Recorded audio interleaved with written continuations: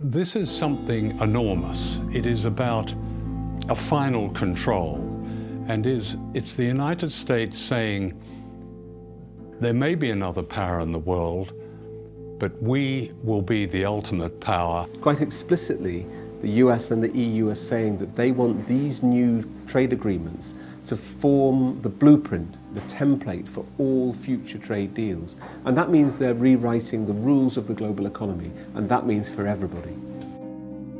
Once signed, it will cement a key part of the US government's plan to create a new global bloc that will ensure the dominance of its largest companies. And to understand why, we need to go back to the 1950s. See the USA in your Chevrolet. America is asking you to call. Drive your Chevrolet through the USA. After the Second World War, the United States accounted for half of the world's economy. Its influence was unmatched by any country, and it was able to write the early rules of international trade to its advantage. The World Trade Organization was created in this context, and the US dictated rules that favored American business.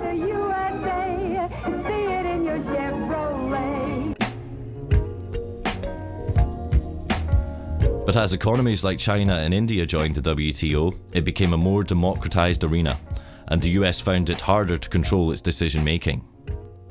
At the WTO, at its Doha rounds, India spoke up and Brazil spoke up, and the US lost control. I think it's no use beating around the bush. This meeting has collapsed. The US felt it needed a new strategy to maintain its global dominance.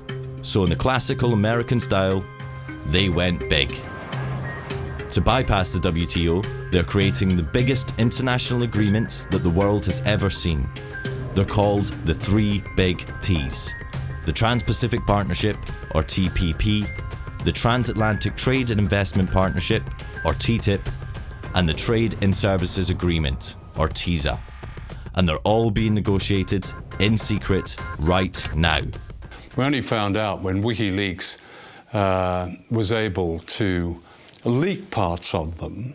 And what's interesting is when you look across all of these deals, whether it be TTIP, TPP or TISA, China is excluded, but also Brazil, Russia, India, South Africa, they're all excluded because those are the emerging economies. What is not often understood is that these agreements are part of a geopolitical war. This is a new war which is taking place between the United States and China.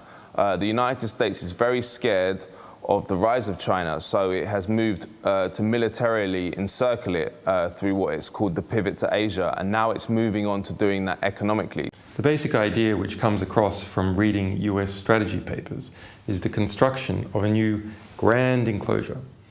And to put inside this grand enclosure, the United States, 51 other countries, 1.6 billion people, and 2/3 of global GDP. To integrate Latin America away from Brazil and towards the United States, to integrate Southeast Asia away from China and towards the United States, and to integrate Western Europe, pulling it away from Eurasia as a whole and towards the Atlantic. Of the three big T's, WikiLeaks has revealed 4 chapters of the TPP, which affects 12 countries in the Americas and Southeast Asia. We also obtained and released the core text of TISA, which affects 52 countries, including the EU. But nearly all of TTIP is still secret. Nobody knows about what's being negotiated in our name. So you have these far-reaching deals which are going to completely change the face of our economies and our societies, and yet even elected parliamentarians know nothing about it. The world's biggest corporations don't have the same problem. They have been receiving VIP access from day one and have had abundant influence in the negotiations. People, the likes of you and I, are excluded. Governments, to a great extent, are excluded. Those who are included are the multinational corporations. These agreements are basically corporate ownership agreements. The funny thing about free trade agreements, as we understand them, is they often have nothing to do with trade in the sense of the mutual lowering of tariffs. What they're about is enshrining an investor rights regime in the respective countries and ensuring that corporations can run wild in the respective economies with very, very little regulation or impingement by government or authorities. These treaties will have huge, huge implications for literally almost every critical issue that an individual citizen or community would care about: health, education, the environment, privacy, access to medicines. I mean, the list could go on. One of the most criticised aspects is a system called the Investor State Dispute Settlement, or ISDS.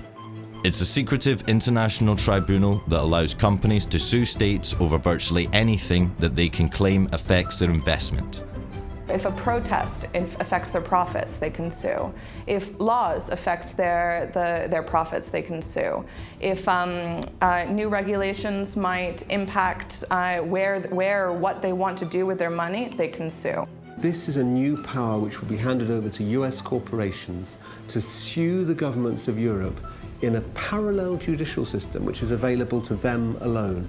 So people have no access to it, domestic firms have no access to it, governments have no access to it. It's just there for foreign investors, in this case, US corporations. Based on ISDS history, critics argue that European state sovereignty and democracy are at serious risk. Previous lawsuits include Swedish company Vattenfall suing the German state for $3.7 billion for phasing out nuclear energy.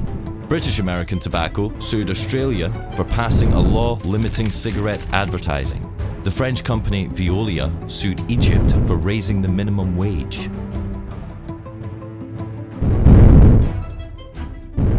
What is so scary about this is that corporations want to lock in their power.